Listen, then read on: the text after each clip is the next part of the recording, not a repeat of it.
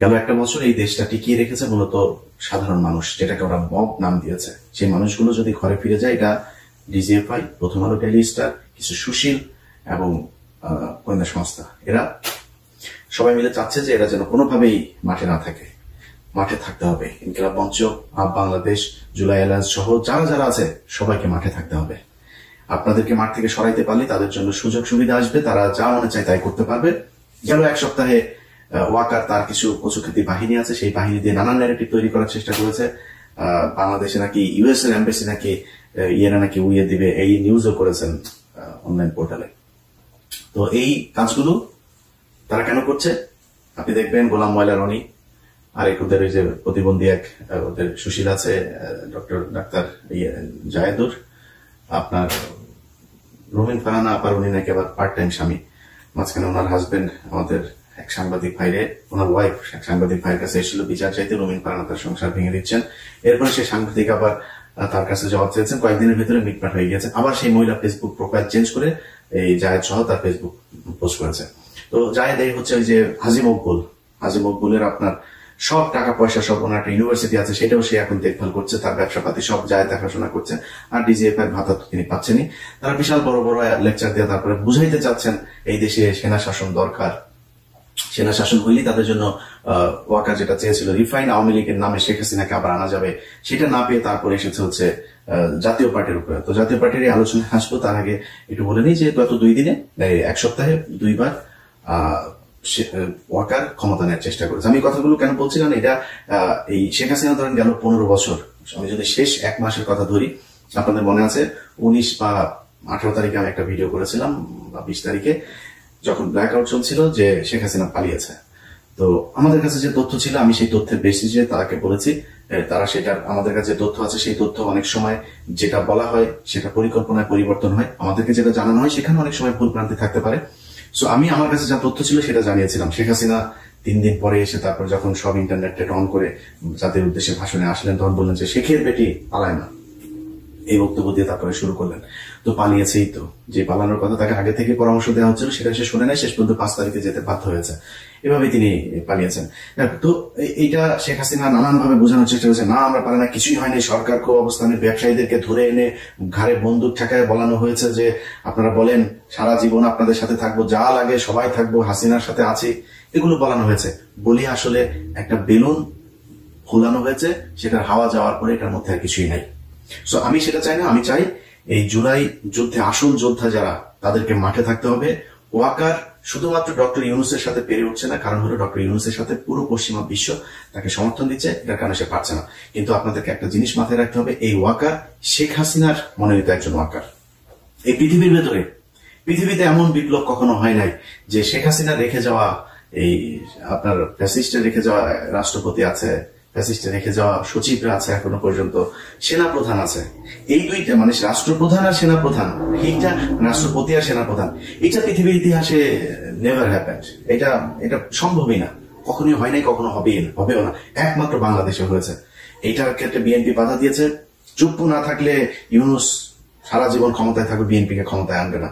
জাতীয় পার্টিকে এখন বিএনপি সরাবে না, কারণ জাতীয় পার্টি সরে গেলে একদিন তাদেরকেও নিষিদ্ধ করে দেবে, এই ইয়েতে তারপরে তারা হচ্ছে না। তো বিএনপি বিশাল রাজনৈতিক দল, বিএনপির পুষ বিএনপির, এদিকে জামাত পিআর নিয়ে নানা নিয়ে, জানি না, আমার জীবনে ভাই নাম শুনি নাই পিআর টিআর, সেই দাবি জামাত কেন আনছেন জানি না। আওয়ামী লীগকে নিয়ে মোটামুটি টানা হেঁচড়া শুরু করে দিয়েছেন, কে কার দলে কত পরিমাণে লোক নেবে।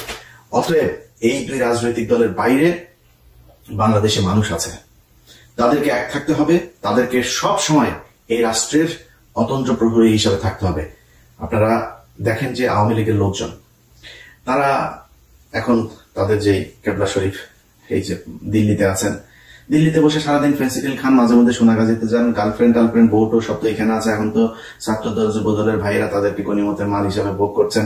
তো ওইখানে যায় ফ্রাস্ট্রেশনে ফেন্সিডিল খায়, আর মাঝে মধ্যে যৌন চাহিদা মিটাইতে সোনাগাজীতে যান। আর কি করবেন সারাদিন ফোনে। আমার ফেসবুকে ধরেন 2 মিলিয়নের কাছাকাছি ফলোয়ার আছে। তো 2 মিলিয়ন একটা পেজের মধ্যে 1000 থেকে 10,000 কমেন্ট হয়, এভারেজ ধরলে ধরেন 3-4 হাজার এভারেজ একটা কমেন্ট হয়, এটাই বিশাল। এখন একটা দল যাদের সবাই এখন আপনার রেমিটেন্স যোদ্ধা হিসেবে বেকার, আকামার শেষ ইন্ডিয়াতে, আকামার অভাবে কেউ কাজ করতে হবে, তো কাজ তো নাই ওই জায়গায়। ওখানে যায় যা কিছু টাকা পয়সা দিক থেকে পাঠায়, এগুলো নিয়ে নিয়ে ওখানে বসে বসে খায় আর সারাদিন ফেসবুকে থাকে। কখন ওদের নানান জাতির পিতা, একবার ক্রাউন জাতির পিতা হয়, ওদের একবার ওয়াকার হয় জাতির আব্বা, এক এক সময় এক একজন জাতির আব্বা, সেই জাতির আব্বাদের দিকে তাকায় থাকে, নমন ইয়ে মন্দিরে গিয়ে পূজা টুজা দিতে থাকে যে আব্বা তাড়াতাড়ি আম্মা মাগো দে কিছু একটা থে, কিছুই হয় না। তো এইভাবে ওরা সারাদিন চালায়। ওরা ফেসবুকে ব্যাপক অ্যাক্টিভ এখন, এতদিন ওরা লুটপাট করেছে, এখন অন্য যারা আছেন তারা লুটপাট করছেন, তাদের এখন সোশ্যাল মিডিয়াতে অত দরকার নেই, এখন ওদের দরকার। ওরা সারাক্ষণ, আমরা কিন্তু ওই যখন কিনা হাসিনা ছিল সারাদিন সোশ্যাল মিডিয়াতে খোঁজ নিতাম কি হচ্ছে না হচ্ছে, অপেক্ষায় থাকতাম কখন হাসিনা যাবে। এখন ওরা ওইটা করে, এটা দোষের কিছু না, করতে থাকেন। ওরা অনেক সময় বলে থাকে কিরে একটু, এই যে আজকে ভিডিওতে অনেকে ওদের লোকজন এসে কন কিরে ভয় পাইছিস? ভাই অবশ্যই ভয় পাই।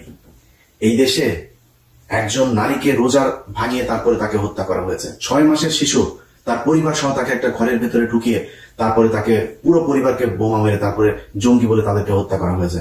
লগি বৈঠা দিয়ে তারপরে মানুষকে মারার পর তাদের লাশের উপরে নৃত্য করা হয়েছে। এটা সেই দেশ। 7 জন মানুষকে মেরে তারপরে হত্যা করে নদীর নিচে ঢুকিয়ে দেওয়া হয়েছে। অবশ্যই ভয় পাই। আজকে যে অবস্থা দেখছেন না, এরকম পরিস্থিতি যদি আওয়ামী লীগ কখনো টার্ন করে আবার কামব্যাক করে, দেখবেন ওরা বলতে হচ্ছে 10 লাখ মানুষ মারা যাবে, 5 লাখ মারা যাবে, এটা ওরা মিন করে, ওরা এটা করবে, অস্তিত্ব থাকবে না আপনাদের। অতএব আওয়ামী লীগকে অবশ্যই ভয় পাই, ভয় না পাওয়ার কিছু নাই। ওদের ব্যাপারে যে ব্যবস্থা নেওয়া দরকার সেই ব্যবস্থা নেওয়ার অভাব। এই কারণে বলছি যে আজকে যে সরকারটা আছে এই সরকারটাকে ফেলে দেওয়ার জন্য, নির্বাচন বানচালের জন্য ডাকসু নির্বাচন হবে সেটাও তারা হতে দিতে চায় না। প্রথম আলো তাদের এখন আলাদা, যে বাম এগুলি সবসময় বাম দিয়ে ভাই মানুষ উটকি পরিষ্কার করে, বামের জীবনে বাম কখনো মানুষ হইতে পারে না। বাম এগুলি হাগুর মতো মনে করেন, ময়লা পাশে রাখতে হবে। এদের এখন উমামা হচ্ছে তাদের আরেক বেডি, আবার সে তাকে ধর্ষণ করেছে, শিবির তাকে ধর্ষণ করেছে, এইটা প্রমাণ করার জন্য না পারে পায়জামা খুলে তারপরে নিজেই ধর্ষিত হয়ে যায়। তো শিবির, আমি গতদিন আগে পোস্ট করেছে, শিবিরের ভাইরা লজ্জাস্থান খুব হেফাজতে রাখতে হবে, কখন হেসা চেনটেন খুলে কি শুরু করে ঠিক নাই, মহিলাদের সাবধান। বানচাল করার চেষ্টা, নির্বাচন হইতে দিবে না, এইভাবে যাবে তাদের মতো করে। তারা ওয়াকারকে নিয়ে আসা, তারপরে বিএনপির লোকজনকে চাঁদাবাজ হিসাবে আখ্যা দিয়ে, অবশ্যই দেশে চাঁদাবাজি হচ্ছে।